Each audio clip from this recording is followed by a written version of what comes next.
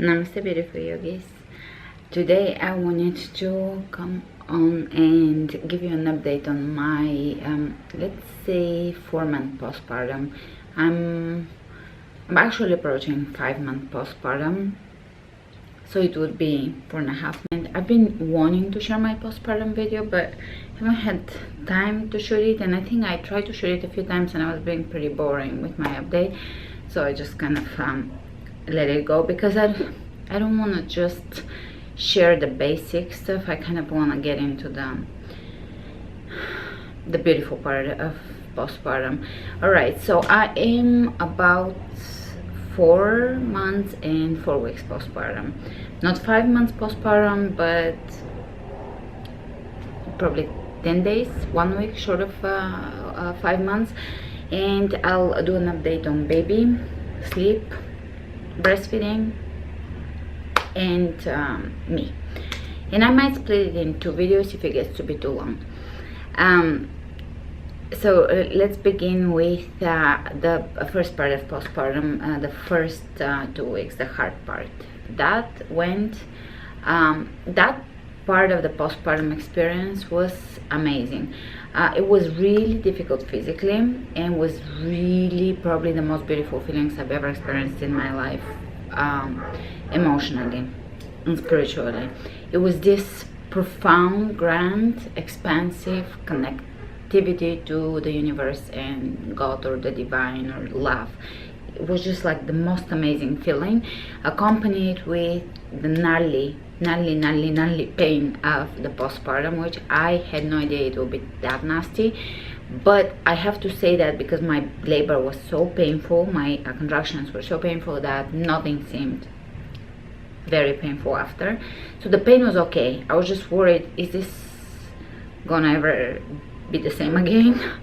That was mostly the challenging part, because when you log onto forums, people like start saying how much they are forever changed and not for the good. So I didn't know how much the recovery will get to a better place than before, rather than like you're forever a little bit changed. All right, now towards my 5th month, I think I'm feeling pretty much the same as before. In some ways better, emotionally definitely better. I had a massive awakening, or a massive jump in growth. We always tend to grow through life, but this was a massive one for me. It was almost last night we were having a conversation with my partner John, and I feel like I had you know how you always have realizations about life and spirituality and how you view life, but in the last 10 years I don't think I have had a massive jump where a new layer of reality. It's not that things I didn't know, it's all things I knew, but I didn't feel them with that level of intensity. So I had a massive awakening on the spiritual deep soul level about love and giving love, receiving love, bravery, letting go, allowing myself to just be, being absolutely joyous in the present moment, letting go of nostalgia, grief, blame. It's not that my work is all done. I will still continue working, of course. Life is not gonna just you figure it out, but there was a massive veil lifted over my heart. We have, like, think of emotions as an onion, and you just keep peeling off layers. So a massive layer was peeled off, a big one, which I haven't had in quite a while. I have had small ones. I have dealt with pain and letting go and other things, but this one was a biggie. I think the biggest problem in my life, since to me giving birth is like really discovering what love on earth is about. It was almost like my baby filled a hole in my heart, or that nothing, or a hole in, or she filled the yearning that I had, that nothing could ever fill. All right, And also she opened me up to more realized love towards the people I already love, and I still love them with the same grandness. It's just something of in the quality of love changed. Anyways, maybe my sensitivity. So that was the biggest one. I speaking so much, I jumped into the depth of the subject. But when I basically gave birth, the place I was in emotionally was so profound, and I explained it, but it's hard for people to understand, because when you get overtaken with that amount of love and joy, you cry. And a lot of people misunderstand it as a sad emotion. It's beyond joyous, but it's so grand. It's when you realize the profoundness and the intensity of the universe. The feeling is so grand that I think a lot of us cry, or at least I would just cry. And I loved the emotion, which lasted up until I think 2 months postpartum, and then I started working, and that kind of backed off. I can still get into that same emotion if I take a day off and I just lay and I let myself feel stuff. So it's still in me, but day to day I'm back to just kind of empty-mindedness and kind of keeping myself in the joyous side of things, because every morning when you wake up you have a choice. How do you feel? And you have to connect with your mindfulness and just feel joy. And to some people that comes naturally. For some people it's really difficult, and some people have to work on it, and it's kind of so moving forward, the first 2 months was I just let myself rest. The first 2 weeks very hard physically, absolutely amazing spiritually. Just the amount of, basically what it felt like, it's like surgery with an organ removal, which is like literally what it was, because you grew an organ that was well integrated into your body, and then the removal of the organ was kind of aggressive. Birth was, again, probably one of the most beautiful things I've gone through, but most intense. That's why. Otherwise it wouldn't have been that beautiful for me, because intensity is kind of my element. Steadiness, groundedness, and intensity, and fire. So the healing was intense amount of bruising, and just almost you're recovering from a surgery. There was just bruising, and nothing out of the ordinary to report. Is just pelvic rawness, pelvic floor rawness, birth canal rawness. Just everything was bruised, and my kidneys or my bladder was paralyzed for a few weeks, probably 2 weeks, to where I wasn't getting the call that it's full. It would just hold. So I had to I figured out I have to just go pee every hour or so and hydrate really a lot, and just I wasn't gonna get the call that my bladder is full. It would just keep holding, so I would just go and make myself pee basically every hour, and that way it recovered. But it took a while. It took a few weeks to recover. I kept it very basic and easy. I didn't clean, didn't do anything, didn't walk, I think, for at least a week or two, and just I took it easy so that my body can heal. The only thing I somewhat overdid, but it worked out okay, was I started going back to shopping. At first I had my partner always come with me, because my mother-in-law was visited us so she could watch my baby, so he can carry the heavy bags. That's the only thing, because I couldn't lift anything heavy. It wasn't, you have to protect yourself from prolapse, so you shouldn't lift anything heavy. So I started shopping a little too early and carrying bags, but that was the only thing I kind of was impatient with. With baby, what else should I say? As far as breastfeeding was very, very, very, very painful in the first 2 weeks. I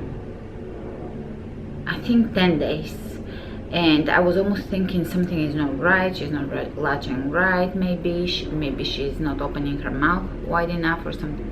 All of the stuff that you would read online. And I think on day 5 after her birth, my pediatrician said it seems like you're doing fine, because she never lost weight, and most babies do, so it seems like she's eating fine, everything is fine, just give it a little time, and if it doesn't work, then contact the lactation consultant. And it actually around day 10 maybe, or no, it was probably around week 2, things started to just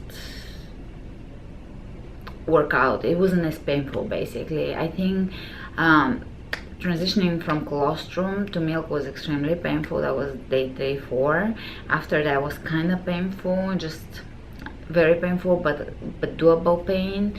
And after that I started having good sessions, and then not so good sessions, and finally towards then day week 2 it started feeling good, up until when it got to week 3 it felt great. The only tip I can give you, if you're trying to stick with breastfeeding, which a lot of people want to quit at that stage, is relax. That is the only thing that I think causes the problems, and then from them it creates a ricochet effect, or it just spirals out of control. So if you're not relaxed, if you tense your shoulders, which when you're breastfeeding, that translates into your milk supply, or how the milk comes out. So the baby may start sucking harder, and it creates stress in the mouth of the baby, stressing how your milk flows. That's my personal understanding. I haven't read that anywhere, but I have heard a lot of people say that as soon as they realize to just relax their body, everything starts to happen. So I noticed that every time she latched on, I would go like this, and I wouldn't be able to talk because it was that painful. And every time, even though it was painful, I would just go, yoga techniques, you just relax and you breathe, just a very relaxing breath, and that was absolutely a game changer. I think that's all you need, because that's why they say it is natural for women to breastfeed, because it is, but we get so heady about all the details, and then we make it so technical and so complicated in society, as everything else really, OCD stuff.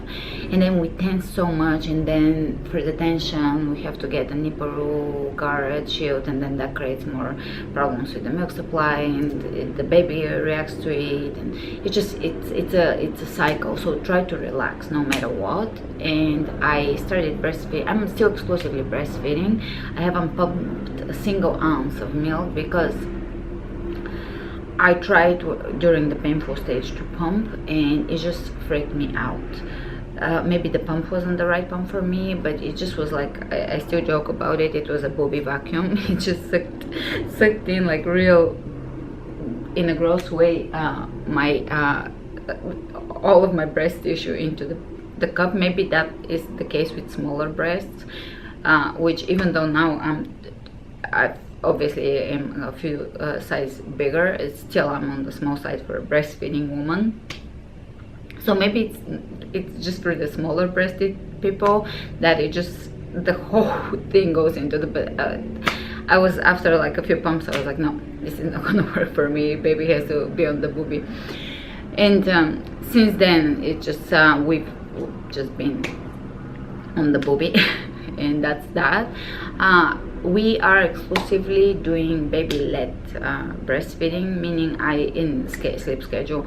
The reason why I'm doing this is because I myself am not a very organized person, so schedules don't work for me. So it won't work for her, because I can see already her personality, and it's just gonna stress me out. I can't do schedules. It's not gonna stress me out. It's just gonna be impossible. So she's just telling me when she's hungry. I'm always around to feed her if she's hungry. If I go shopping, I run in and out of the house very quickly, and after I feed her. And she feeds through the night.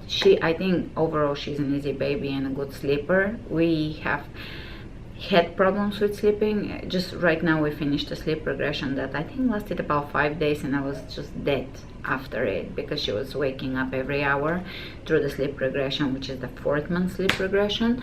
But it ended today, so I figure if it's not broken, don't fix it. She feeds once a night outside of the sleep regression. During the sleep regression, it was just, I didn't get much sleep.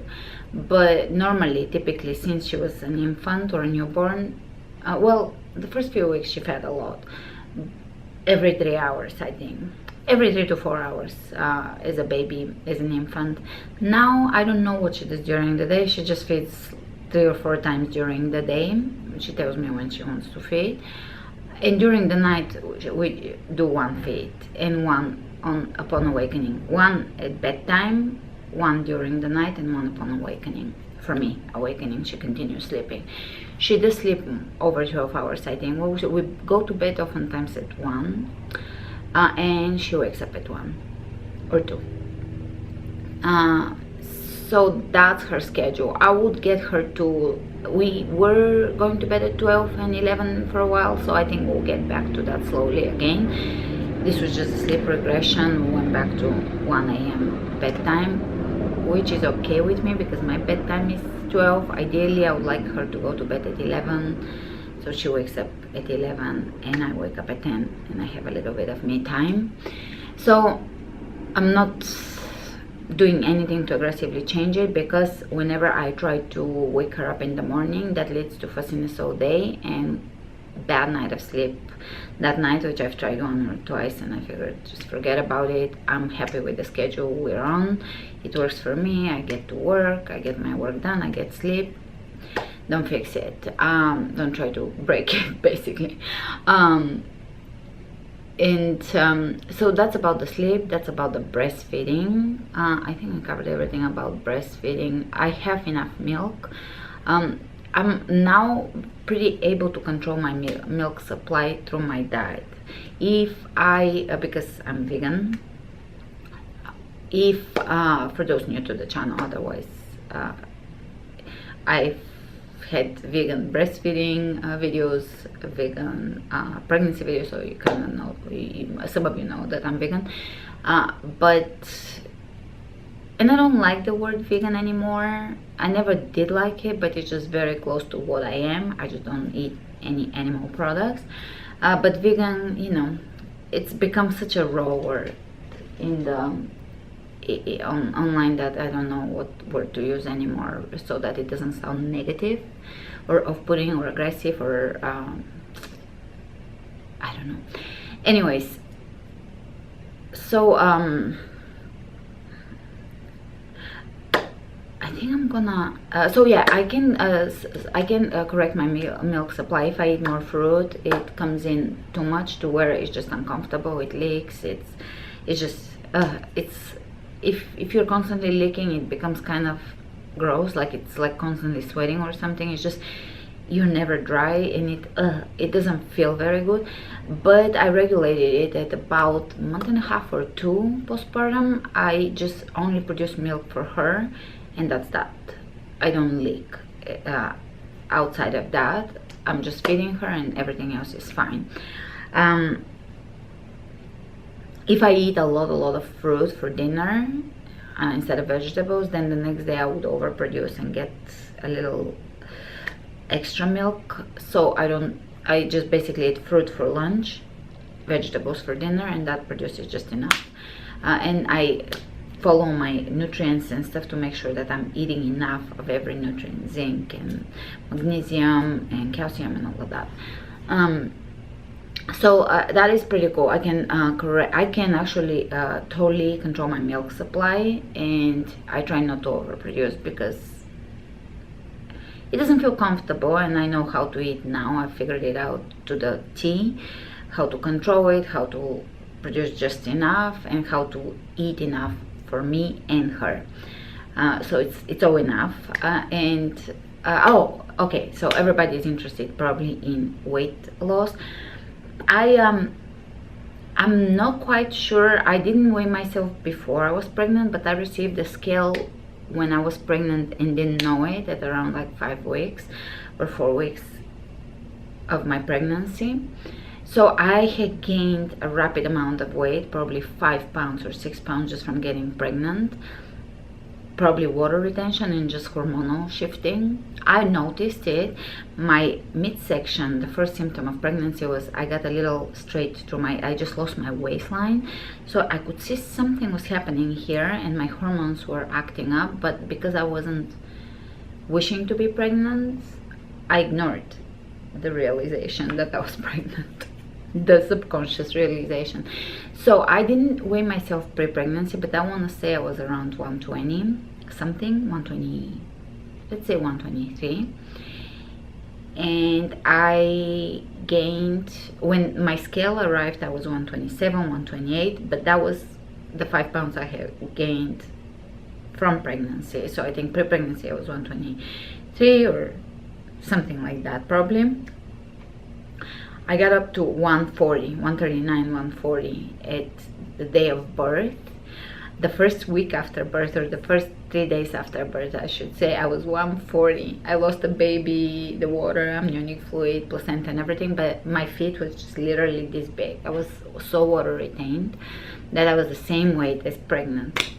And I had 10 pounds of water retention, and that started to wear off. I was actually, after birth, I think from the not eating for 2 days during labor and everything else, I think I was skinnier than ever, just everywhere else, like my arms and legs, and no muscle. I don't know what happened. It was hormonal, but I just was actually had lost a lot of actual fat.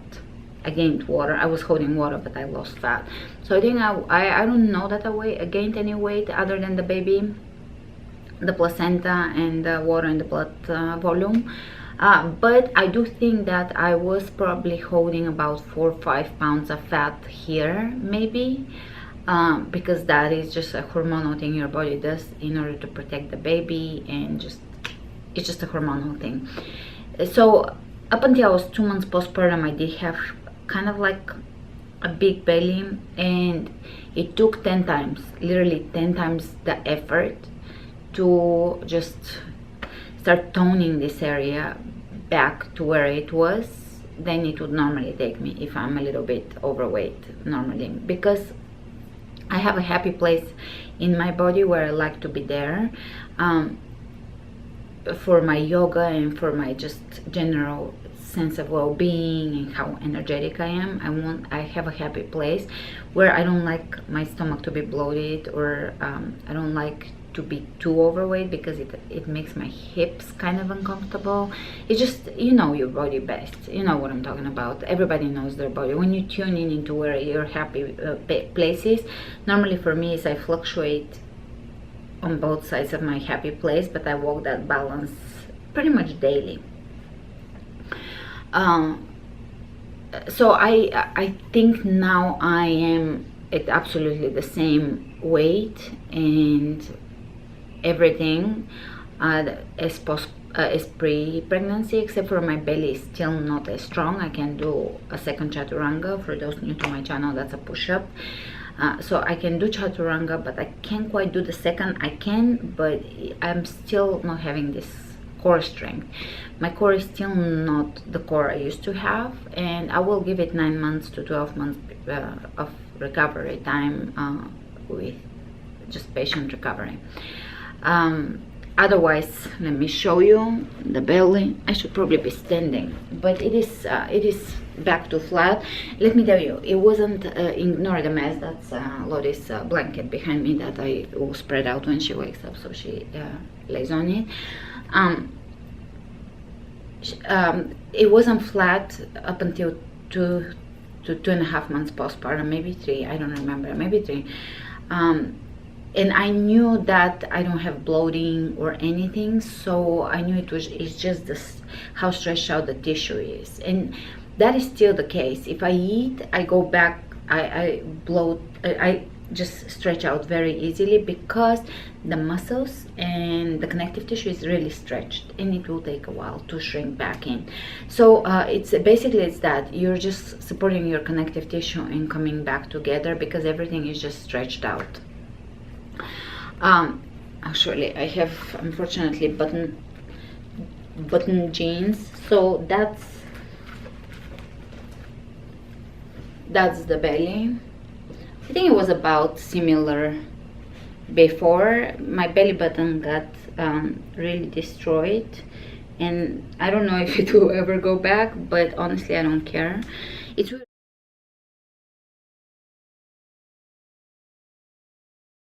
It's it's very weird, because even when I didn't know things are gonna go back, I never cared. I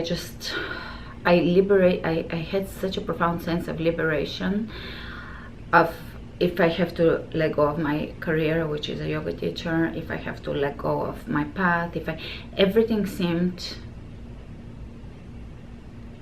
little in comparison to the grandness of the connection with the divine.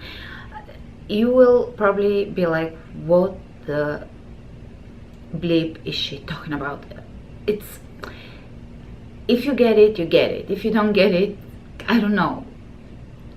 It's something that it's described in every tradition, religious, spiritual, etc. tradition. It's that understanding of God or divine, or just love, or the universal oneness or something. Anyways, that is what birth and pregnancy, and especially motherhood, kind of gave me. What have I not covered? I think I should keep the baby stuff for a separate video, meaning how she is doing and so forth. I think she is a tall baby. I actually haven't measured her, so I'll measure her for the video. I'll just quickly brief you on her, but I'll do a separate video for her, because I want her to be in the video, and I'll share a little more in-depth details. I think she's a tall baby. I don't have any babies her age around me, so I have no idea, but she was born tall, 20 inches, a little over 20 inches, 20 point a little bit, I think. And she was born 7 pounds 11 ounces, so she was somewhat of a heavy baby, but you know, mid-road. There's heavier babies and there's lighter babies, so she was, I think, average. She was tall, and she still is pretty tall. Like, she's very funny in dresses and stuff because she's tall. She's good-natured, mellow, but she has fire in her, and her development has been so exciting for us, both my partner and I, because she's our first baby. He doesn't have other babies. I don't have other babies except for my brother, who I was 13 when he was born, so I do have the experience of being around someone coming into this world, and playing with a toddler and with a newborn and so forth. I was kind of his second mom. So I do have I'm sweating. I do have, it's really hot. I do have the experience of that actually, which is funny, but I will keep her update. What else should I say about her? She eats well, sleeps well, she doesn't spit or puke up food, which is good. I don't think she had stomach pain as a newborn, but I think maybe a few times she did. Her developmental milestones, I didn't write them down, so it will be hard, but now she rolls and she still doesn't sit. She tries to talk. I think of all the qualities, you know how every baby develops at their own speed. I think her biggest thing is talk. I think that's her like big desire to learn to talk, because she really tries, and now she's producing different sounds.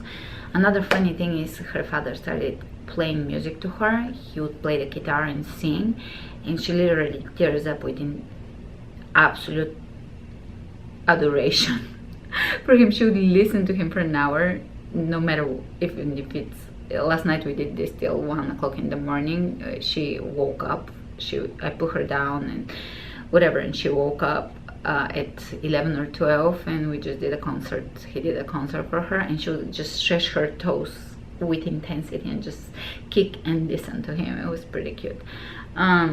It's beautiful to watch someone come into this world. It's beautiful because they're so pure. They're coming from the non-verbal and spiritual realms, coming into this, and it's just, I think I can, if I slow down and I don't have work this day, I can just kind of tear up with the intensity of the profoundness of what life is.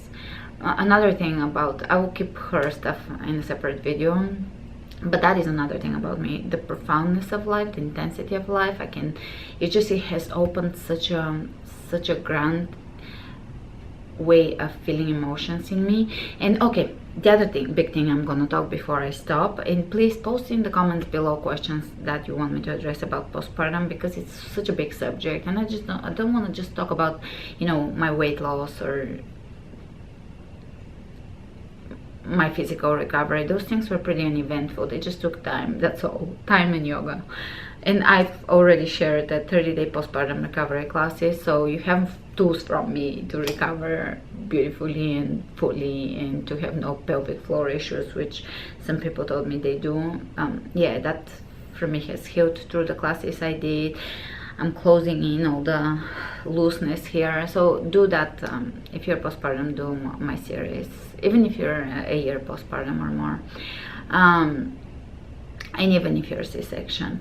Letting go, yeah. When I first, I'll try to say this and I'll finish the video so it's not too long. When I first got pregnant, there was massive changes in YouTube, and YouTube is part of my job.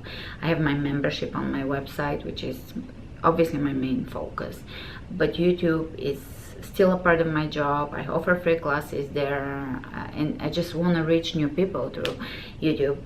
It's a platform, and they did some algorithm changes where I would not end up in any searches. If you go search yoga, I just won't end up anywhere.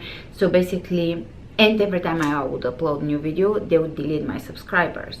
So I would lose subscribers every time I posted a video. So I didn't post a lot during pregnancy because I was like, oh, this is terrible. Not only most of my subscribers are not pregnant, so I don't have a lot of content that I can share that's relevant to them, but also YouTube is doing this, and it was just such a hit. And I did go through emotion about it, because it felt like I'm gonna lose my work and career, and I don't know what the next step is for me.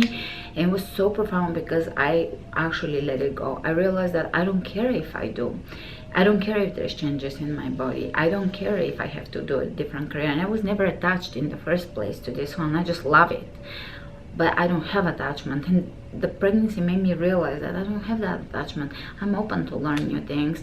I always saw myself as when I saw myself old, when I was in my 20s, I saw myself with long white hair, with hempy, like hemp flowy clothes, drapey clothes, and just being an herbalist, growing herbs and making something new with them that was never discovered before, because I have to be an inventor.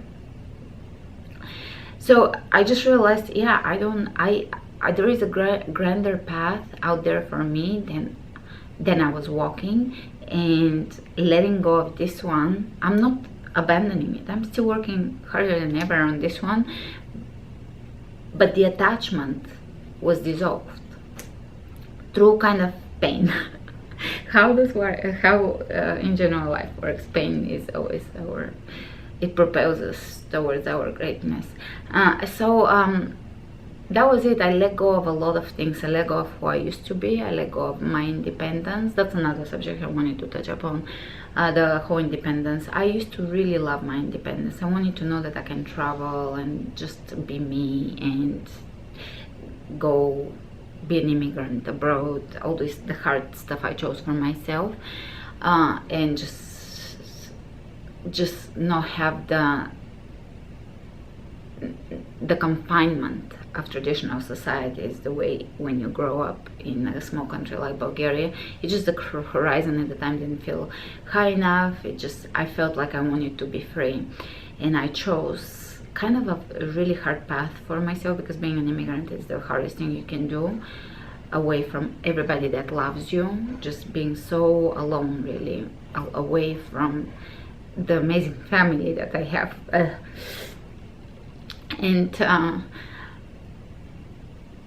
And I lost, obviously I lost that independence, but I don't feel it. I don't feel that I lost anything. All I feel is that I have gained so much, and I cannot believe I waited this long for this. I didn't think I would have children ever, and well, I'm glad I listened to my intuition when the time was right. Obviously I did at the right time. Even in my chart I chose delayed children, which I thought it would be no children, but basically, I don't feel like I've lost my independence. I feel that I've gained such an internal richness, and that my life has changed so much for in a way that I would have wished for, that I just don't sit and linger on the stuff. And if I wanna, obviously I can't pick up and go to Thailand now because it's just a little more complicated, and I won't backpack by my just.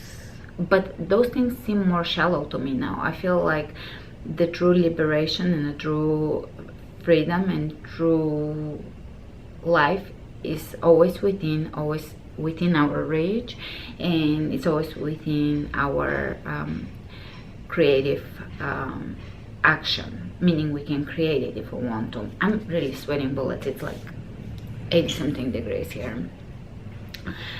By the way, that has not been, I've heard that some women sweat a lot from postpartum. It hasn't been one of my symptoms. I haven't been sweating. I've been kind of enjoying the heat. But anyways, I think I will wrap it up with that. I started to get emotional, which I wanted to, because I wanted to touch up on actually the real feeling of motherhood, the real the gain of freedom. It's just, for me, letting go of so many things that I was holding on to, of the person I used to be, gave me freedom. So the fact that I can't back up through Thailand, I really could if I wanted to, but point is I would not want to. It doesn't feel like something was taken away from me. It feels like I've gained. Anyways, I think that is it for now. If you have questions, please let me know. Let me know if this was helpful for you. Give me a thumbs up, which I never ask for. Subscribe, share, and all the other good stuff. And I'll talk to you soon. Namaste.